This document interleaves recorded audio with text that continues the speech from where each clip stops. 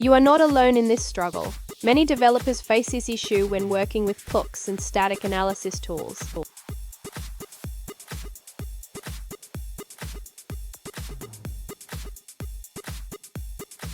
Here is the specific situation we're looking at. One user recently asked, "Why doesn't my Soot analysis reflect changes made to the source file?" They mentioned that after modifying their plot doc, the analysis results remain unchanged. Sound familiar? Let's dig into this together and find a solution. So, what could be causing this? When using Soot, it is essential to ensure that the classes are properly reloaded after any changes. If the classes are cached or not cleared, you might see stale results. We'll break it down step by step so you can figure out what's going on. And don't go anywhere. I've got a crucial tip at the end that will help you ensure your analysis always reflects the latest changes.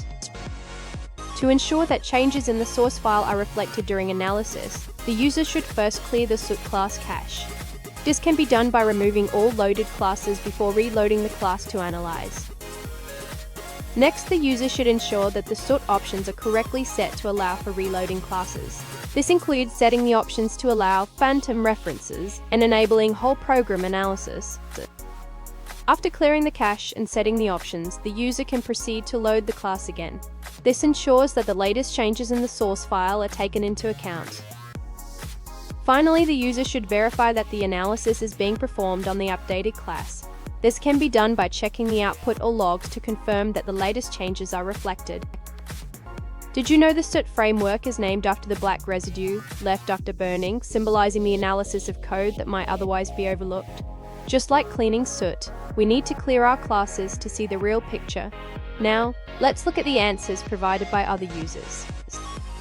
An alternative solution provided by another user involves resetting the Soot environment to ensure that changes are recognized.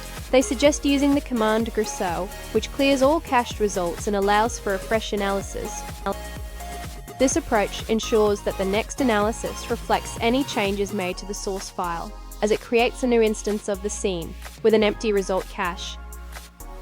If you found this helpful, hit the subscribe button for more tips. And don't miss our bonus tip on optimizing your Soot usage.